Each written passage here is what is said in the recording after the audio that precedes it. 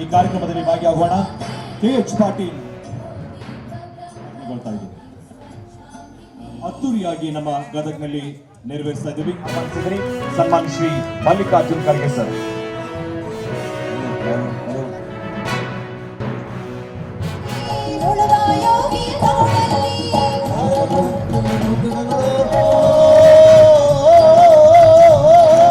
ನೆಚ್ಚಿನ ನಾಯಕರು ಹಾಗೆ KH ಪಾಟೀಲ್ ಪ್ರತಿಷ್ಠಾನದ ಮಾನ್ಶ್ರೀ ಆನಂದ ಸಿದ್ದಿ ಹಾಗೂ ಪರಿಸರ ಸಚಿವರಂತ ಸನ್ಮಾನ್ ಶ್ರೀ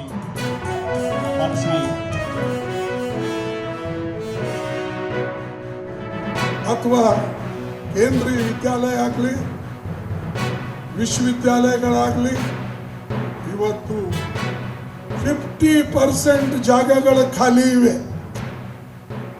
ನೀವು ಲೆಕ್ಕ ಹಾಕಿ 50% ಜಾಗ ಖಾಲಿ ಇದ್ರೆ ನಮ್ಮ ಮಕ್ಕಳು ಸೆಂಟ್ರಲ್ ಯೂನಿವರ್ಸಿಟಿಗಳಲ್ಲಿ, IIT-ನಲ್ಲಿ, IIML-ನಲ್ಲಿ, ಕೇಂದ್ರ ವಿದ್ಯಾಲಯಗಳಲ್ಲಿ ಹೇಗೆ ಓದಿ ಮುಂದೆ ಬರಬೇಕು? ಶಿಕ್ಷಣಕ್ಕೆ ಮಹತ್ವ ಕೊಡಬೇಕು ಅಂತ ಹೇಳಿ ಎಲ್ಲರೂ ಹೇಳ್ತಾರೆ. ಶಿಕ್ಷಣ ಮತ್ತು ಆರೋಗ್ಯ ಇವು ಎರಡು ವಿಷಯಗಳು ಬಹಳ ಮಹತ್ವದವು ಅಂತ ಹೇಳಿ ಎಲ್ಲರೂ ಮಾತಾಡ್ತಾರೆ.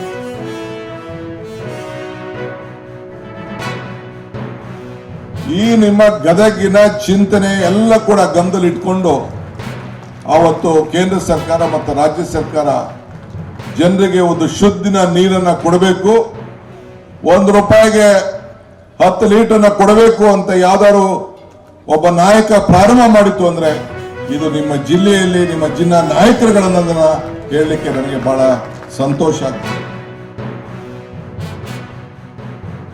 9 ತಿಂಗಳಲ್ಲಿ ಟೆಕ್ಸ್ಟೈಲ್ ಮಿಲ್ಲನ್ನು ಕಟ್ಟೋದ್ರ ಮೂಲಕ ನಮ್ಮ ದೇಶದಲ್ಲಿ ರೆಕಾರ್ಡ್ ಮಾಡಿರ್ತಕ್ಕಂಥ ಬ್ಯಾಳಿ ಸನ್ಮಾನಕ್ಕೆ ಒಳಗಾಗಿದ್ದಾರೆ.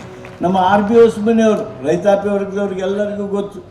ನಮ್ಮ ರೈತರಿಗೆ ಕುಟುಂಬದ ಸದಸ್ಯರು ಅನ್ನೋ ಹಾಗೆ ಭಾವಿಸಿಕೊಂಡು ಅವರ ಜೊತೆಗೆ ಅವರ ಸುಖ ದುಃಖ ಎಲ್ಲವನ್ನು ಅರ್ಥೈಸಿ ಸೇವೆ ಮಾಡಿರ್ತಕ್ಕಂಥವರು ಸನ್ಮಾನ್ಯ RB ಹೊಸಮನಿಯವರು.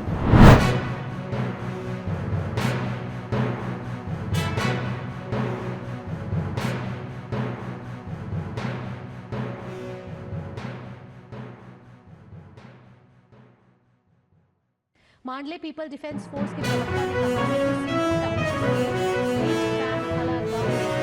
हवाई हमले में घायल हुए।